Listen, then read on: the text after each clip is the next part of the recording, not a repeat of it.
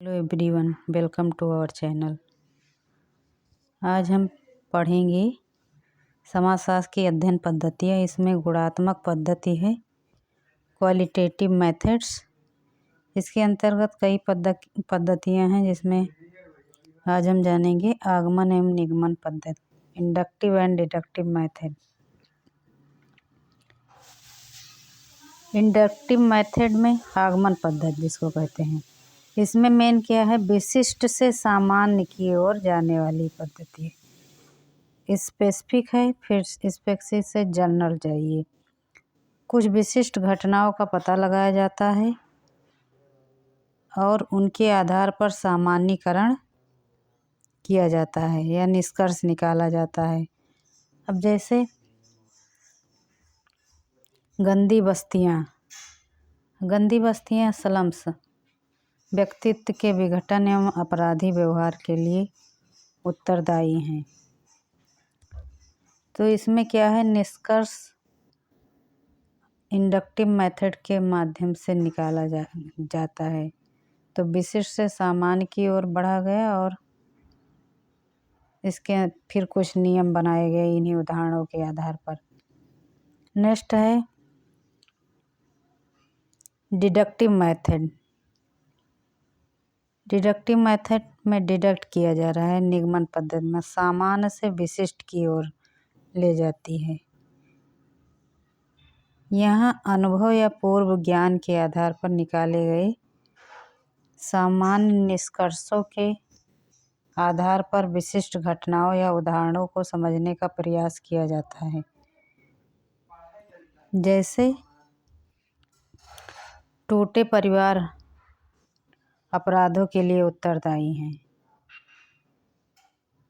जैसे कहे कि दो व्यक्ति हैं, वो अपराधी हैं और वो ऐसे परिवारों से संबंधित हैं जिनमें या तो माता पिता हो और उन्होंने किसी एक दूसरे को छोड़ दिया है, तलाक दे दिया गया है, लड़ाई झगड़ा हरदम होता रहता है। तो ये क्या है, सामान्य से विशिष्ट की ओर ले जाने वाली पद्धति। एग्जाम्पल के थ्रू इसको समझते हैं। नेक्स्ट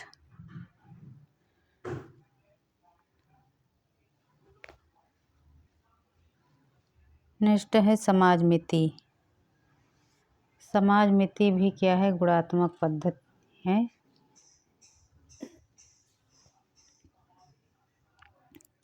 गुणात्मक एवं संख्यात्मक दोनों ही प्रकार के अध्ययन के लिए इसका यूज किया जाता है।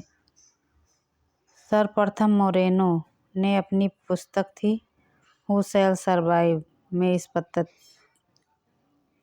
को बताया। एक दिए हुए समूह के सदस्यों में एक दिए हुए समय में पाए जाने वाले संबंधों के ढांचे को साधारण रूप से ग्राफ के रूप में प्रस्तुत करने की विधि है, जिसको क्या कहते हैं, समाजमिति।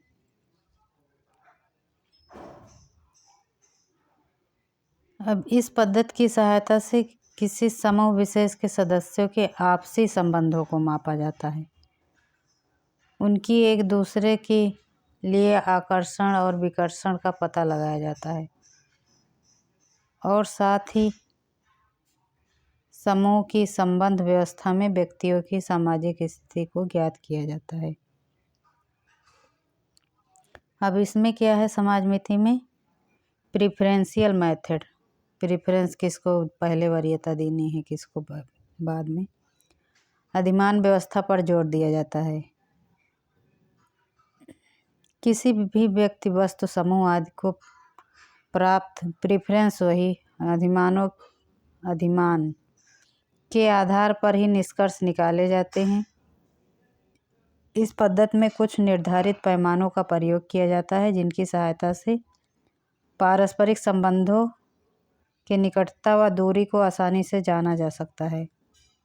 किसी विद्यार्थी, अध्यापक, नेता, अभिनेता, इन सब की लोकप्रियता क्या है उसको पता लगाने के लिए भी इस विधि का प्रयोग किया जाता है। अब हम जानेंगे समाजमिति सोशियोमेट्री की कुछ परिभाषाएं। विद्वानों ने दी हैं अपनी अपनी पहला है हेलेन जेनिंग्स। इन्होंने क्या कहा?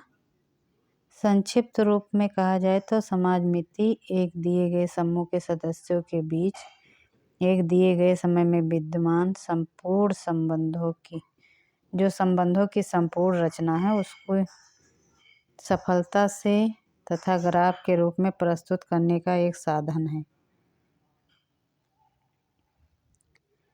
दूसरा है यूरी ब्रोन फेनब्रेनर। इन्होंने क्या किया? समाज मित्र समूह में व्यक्तियों के बीच स्वीकृति अथवा अस्वीकृति की मात्रा के माप के द्वारा सामाजिक परिस्थिति, संरचना तथा विकास को खोजने, वर्णन एवं मूल्यांकन करने की एक पद्धति है। नेक्स्ट है जे.जी. फ्रांज। इन्होंने बताया है कि समाज मिति एक समूह में व्यक्तियों के बीच पाए जाने वाले आकर्षण तथा विकर्षण को माप कर सामाजिक संरूपण को खोजने व बनाने की एक पद्धति है।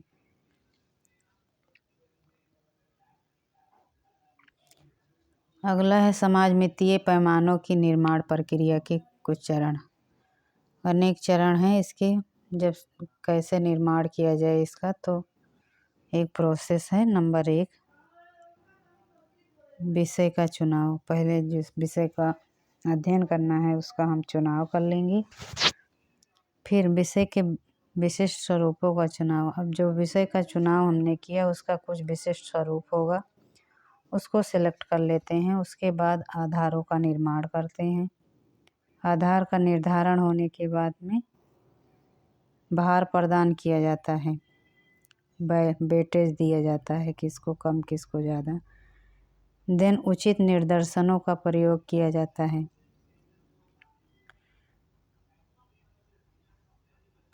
ये हो गए सोशियोमेट्री के चरण। अगला है श्रेष्ठ समाज मिति के पैमाने के गुण। अब कुछ गुण होंगे इसके। पहली बात तो विश्वसनीयता होती है, प्रामाणिकता भी होती है, सरलता, व्यवहारिकता, व्यापकता, आदर्श मानदंडों पर आधारित, ये सब सोशियोमेट्री के गुण हैं। अब सोशियोमेट्री का महत्व में क्या है? गुणात्मक तथ्यों को गणनात्मक रूप में प्रकट किया जाना, जिसकी गणना की जा सके। सामाजिक एवं संस्थागत व्यवहारों की माप का प्रमुख साधन। सामाजिक भी हो, संस्थागत व्यवहार जो है उसकी माप का साधन है। अमूर्त पारस्परिक संबंधों से संबंधित घटनाओं को मापना। सीमाएं, कुछ कमियां भी हैं इसकी, जैसे उत्तरदाता जो उत्तर देता है वह सही है या नहीं, गलत है कि सही है, उसको ज्ञात करना कठिन है।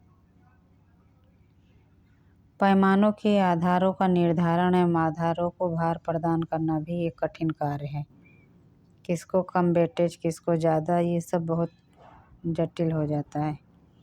पक्षपात की संभावना बनी रहती है। नेक्स्ट है सामुदायिक अध्ययन पद्धति। ये क्या है? किसी भी सामाजिक संस्था का अध्ययन उस समुदाय की पृष्ठभूमि में करना जहाँ वह समस्या मौजूद है।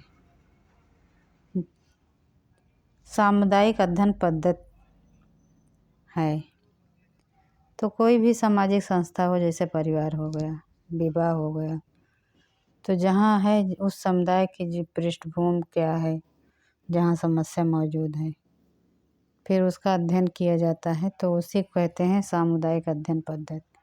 सामाजिक समस्या को समुदाय या समाज विशेष से पृथक करके ठीक नहीं समझा जा सकता। जैसे किसी जनजाति की सामाजिक समस्या का अध्ययन करना है तो उसकी पृष्ठभूमि में ही ऐसा किया जा सकता है। इसके लिए संपूर्ण जनजाति के सामाजिक, आर्थिक, राजनीतिक, सांस्कृतिक जीवन को समझना होगा, तभी जा कर के हम सारी चीज़ों को रिलेट कर पाएंगे और समस्या को सही से चिन्हित कर सकेंगे। तो आज इस लेक्चर में इतना ही। अब हम आगे नेक्स्ट लेक्चर में दूसरा और आगे का जो बचा है उसको करेंगे। तो आप मेरे वीडियो को लाइक करें, शेयर करें, सब्सक्राइब करें चैनल को और कमेंट